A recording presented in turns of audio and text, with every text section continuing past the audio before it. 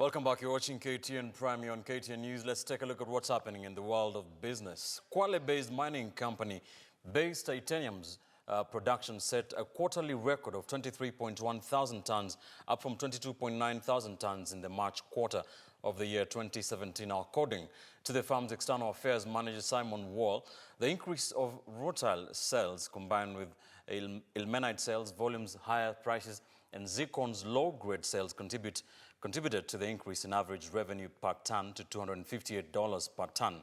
During the quarter under review, mine tonnage reduced to 2.66 million tons from 3.05 million tons, brought about by the slight curtailment of feed rates. As a result of the drought, the Mukuru Muzi dam volumes dropped by 37%. That is, of course, to capacity to 4.6 gigaliters.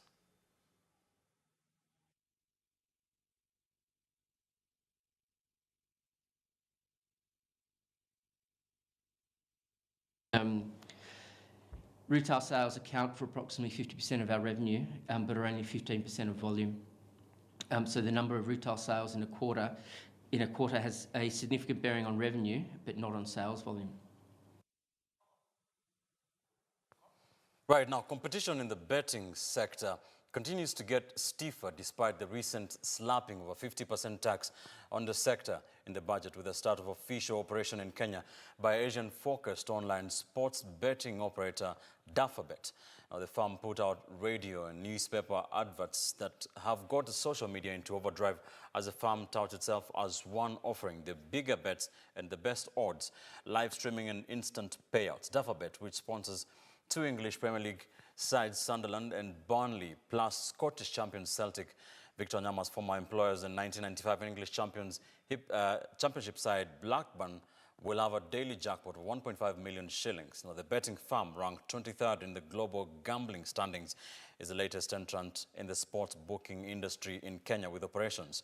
Kenya becomes their first sport in Africa, a venture which a source described as perhaps our most exciting operation after China and a springboard to the rest of the continent. Kenya's GDP growth is projected to dip to 5.5%, representing a 0.5 percentage point markdown from the 2016 forecast of 6%. Now, the latest report by World Bank, dubbed the Kenya Economic Update, attributes the dip to the ongoing drought, which has led to crop failure, dying herds of livestock, and increased food insecurity.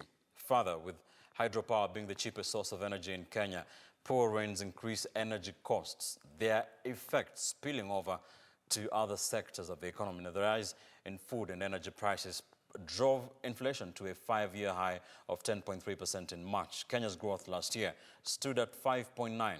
This was mainly supported by a stable macroeconomic environment, low oil prices, earlier favorable harvest, rebound in tourism, strong remittance inflows, and an ambitious public investment drive.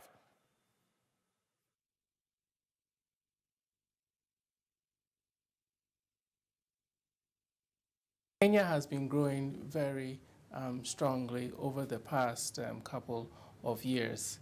We estimate growth in 2016 to come in at around 5.9%. But having said that, we also see certain headwinds that are currently affecting the economy that pose a challenge for near to medium-term growth prospects in Kenya. Some of these challenges include the ongoing drought that we are experiencing. We also observe an increase in oil prices, and this is important because Kenya is an oil-importing economy. And also we've seen a market deceleration in the pace of growth of private credit growth. All of these factors together lead us to downgrade our growth forecast for 2017 to 5.5%. However, we expect that some of these headwinds would ease, and so in the outer years of our forecast around 2018-19, we expect growth to pick up to around 6%, which is consistent with the underlying growth potential for. In other news, the Ajira digital program of the Ministry of Information and Communication Technology, ICT, has received a grant of 100 million shillings from Rockefeller Foundation in Africa to enable the project take root across the country. The grant, extended through the implementing partners, Kenya Private Sector Alliance, KEPSA, will go towards the training of 10,000 youth and apprentices on how to seek and get and work online jobs, while making the announcement at the ongoing 9th edition of the Connected Summit 2017 in Diani, the county of Kwale. Cabinet Secretary in charge of ICT, John Musheru, said the ministry's objective is to directly support 1 million young Kenyans across the country to find and complete work online by the end of 2017. Ajira Digital Program is a multi-sectoral government initiative that aims to introduce young people in Kenya to online jobs and provide the tools, training and mentorship needed for them to work and earn an income through online work. Digital jobs aimed with a $100 million initiative over 7 years to impact the lives of 1 million people by doing 3 things. One is working with private sector employers to generate those employment opportunities. Jobs have changed, and we really are in the 4th industrial revolution as globally. That is actually information and technology age. And so really we have to rethink of our job.